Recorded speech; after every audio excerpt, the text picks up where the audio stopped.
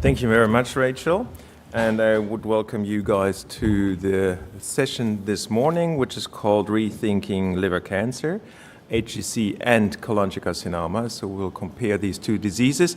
And it was a very easy start with the question, what is HCC? And that will be given by Dr. Abid Suddle and from the King's College Hospital in London. And I do see that somebody's getting on the stage. Not.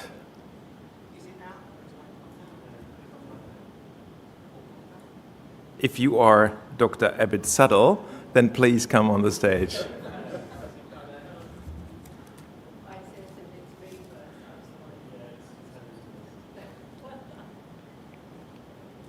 Obviously, I don't see it. Oh yeah, here we are. I now see what has happened. Sorry about that. So Helen, please. Please come on the stage.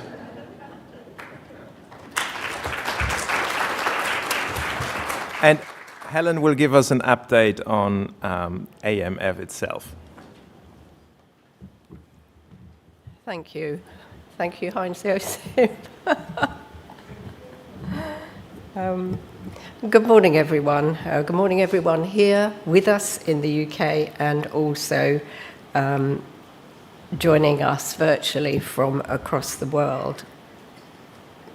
I'm Helen Morement. I'm the CEO and founder of AMMF, the cholangiocarcinoma charity. Back in 2002, at its inception, AMMF was the world's first charity dedicated solely to cholangiocarcinoma. And today, 23 years later, we remain the UK's only cholangiocarcinoma charity, now working nationally, across Europe, and collaborating globally. Today, for the first time, as you've just heard, we've got a session in which we're going to address the two main primary liver cancers, hepatocellular carcinoma and cholangiocarcinoma. But the focus of every other presentation today will be cholangiocarcinoma.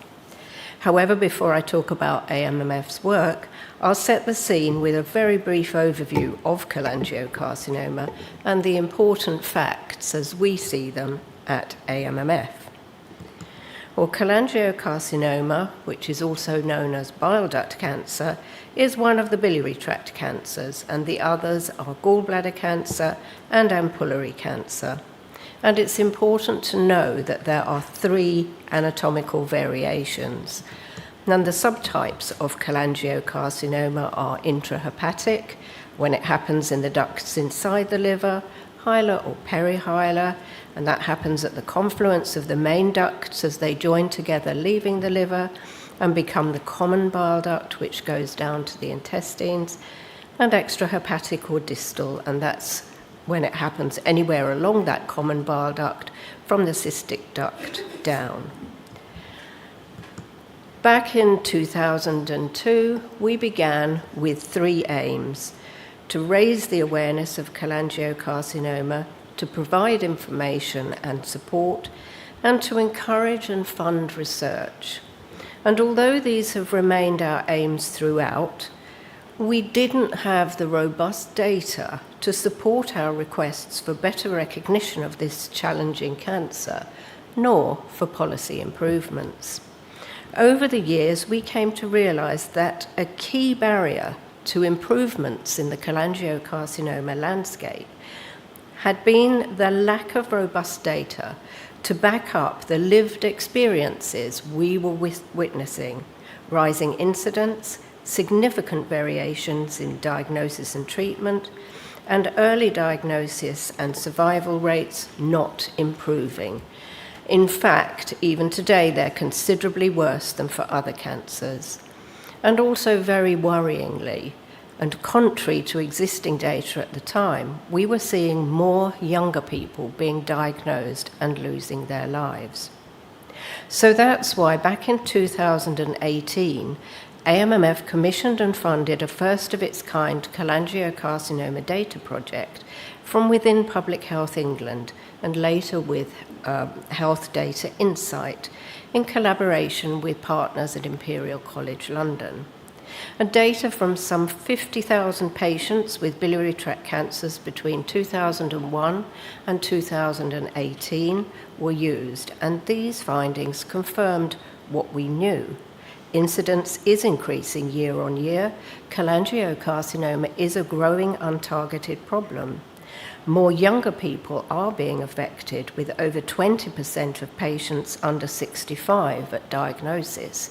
Now, that was back in 2018, and we believe that that percentage is much higher now. And survival rate is appalling. Mortality is pretty much parallel to incidence. But some very concerning facts were uncovered that we weren't aware of. Over half of cholangiocarcinoma patients received none of the treatments currently available for this cancer, no surgery, no stenting, no chemotherapy, and there's geographical variation in routes to diagnosis and treatment, and also in incidence. So this substantial body of work has resulted in 3 papers, all now published. So we finally have the robust published data to support what we've been seeing. And backed by the findings of our data project, AMMF went on to launch the Rethink Liver Cancer campaign, asking that we stop thinking of liver cancer as only hepatocellular carcinoma, but to fully recognize cholangiocarcinoma as a primary liver cancer too. And to raise public and professional awareness of cholangiocarcinoma regionally and nationally, and particularly within the planning of health policy, we also produced a white paper, which we launched at AMMF's Westminster reception in February 2024. But despite all this work, there is still a long way to go to improve the future for all those with cholangiocarcinoma. So during this year, 2025, we've pushed the Rethink Liver Cancer campaign further with our Faces of Cholangiocarcinoma. This campaign, to support this campaign, we were really fortunate that Rankin, the celebrity photographer, donated his time to photograph an impressive group of people for AMMF. All with one thing in common. They have each been diagnosed with cholangiocarcinoma. These are our Faces of Cholangiocarcinoma 2025, and with the campaign built around them, asking for a fairer deal faster, we've achieved more media coverage than we've ever seen before. So, with our fairer deal faster, we're campaigning in particular for widespread adoption of up-to-date guidance on the diagnosis and management of cholangiocarcinoma in all NHS hospitals, including the recently updated clinical guidelines published by the British Society of Gastroenterology. We're asking for expanded access across the NHS to the latest cancer detection technologies to help doctors find and treat cholangiocarcinoma more quickly and accurately. For example, liquid biopsies can detect tumor cells in the blood without invasive surgery and can even detect DNA changes before a tumor really develops. And that patients should have fast and equitable access to specialists in the diagnosis and treatment of their cholangiocarcinoma within the NHS, no matter what their background or what part of the UK they're diagnosed in. And ideally, this should be at regional centres of expertise with a high-volume cholangiocarcinoma caseload. We're looking for a standardised approach to monitoring for cancer recurrence in all NHS hospitals across the UK, and for faster and more equitable access to genomic tests to match patients with targeted treatments. And back on the campaign trail, we returned to Westminster in February in February this year with our faces of cholangiocarcinoma, and each one of their stories illustrates the need for far more recognition and awareness of this cancer at every level from primary care up. And each one illustrates how access to the right specialists and treatments has enabled them to live life to the full after their diagnosis. So I'm delighted to be able to share their comments with you now, given to support AMMF's Rethink Liver Cancer campaign in asking for a fairer deal faster. In AMMF's campaign video, which was created during the day of the Rankin photo shoot and was shown for the first time at that Westminster reception in February this year.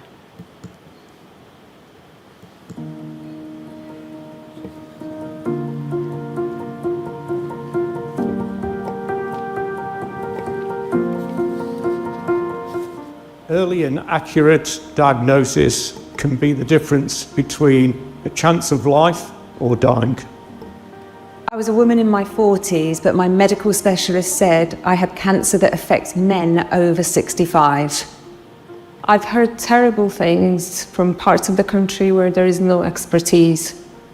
Patients are told nothing can be done, which often is not true.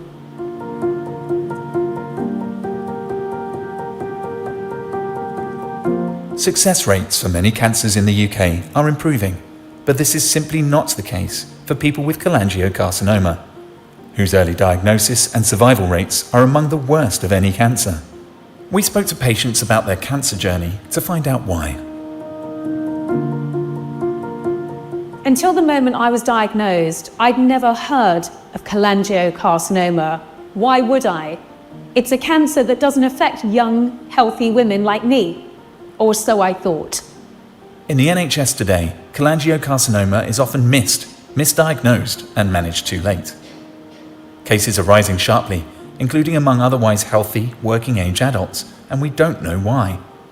For a fairer deal faster for this poorly understood cancer, urgent research is needed to help explain why it is no longer rare or just a disease of the elderly, and why so many patients have non-specific symptoms and few, if any, of the risk factors typically associated with a liver cancer. For months, I had been experiencing symptoms that I nor my GP recognised as signs of this disease. Suspected liver cancer guidelines do exist to help doctors, but they don't currently mention cholangiocarcinoma, which is a primary liver cancer that can have very different signs and symptoms. These guidelines should be updated immediately to include help for detecting both forms of primary liver cancer. My cancer was only diagnosed after 6 months of brutal treatment for a suspected cancer I didn't have. Most cholangiocarcinoma patients receive a late-stage diagnosis, often via A&E, and even after treatment for something else. This delays access to specialist tests and care that can cure or prolong life. Let's ensure all hospitals access the latest clinical guidelines and cancer detection techniques to help find and treat this cancer more quickly and accurately. Why, when I was fighting to live, was it my job to find the right treatment? If I hadn't have done my research, I wouldn't be here today. More than half of NHS patients with cholangiocarcinoma do not receive any of the available treatments for this cancer. Many are told nothing can be done and have to seek their own second opinion about alternative options. Research still shows that who you are and where you live affects your access to treatment and your chances of survival. No matter your background or where you live and are diagnosed, faster access to centres of expertise should be the rule, not the exception. Since my cancer came back, targeted therapy has meant being able to work and live normally without the debilitating effects of chemo. But as an NHS patient, I couldn't access the tests needed quickly or easily to unlock this better quality of life. Also, mental health support after treatment is patchy at best. We could all do with more help making the transition from the probability of death to the possibility of life. People deserve clear access to care around detecting and managing a returning cancer, plus high-quality psychological support to live life as fully as possible. If you can make awareness of a problem, it becomes a problem halved. and sharing the problem with all these people who were faced with death and have been fighting it in all different ways is very exciting. By accelerating access and earlier diagnosis in the NHS, we can achieve a fairer deal faster and dramatically improve prospects for people with cholangiocarcinoma, in line with other cancers. So let's rethink liver cancer together for a fairer chance of survival for everyone.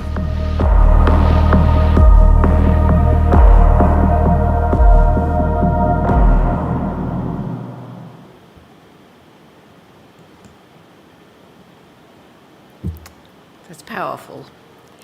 We're very grateful to Andrea, Andy, Judith, Ilona, Benjamin, Charlie, Katie, and the irrepressible Dame Zandra, each of whom has been diagnosed with cholangiocarcinoma, for their great courage in joining us for the photo shoot and the making of that video.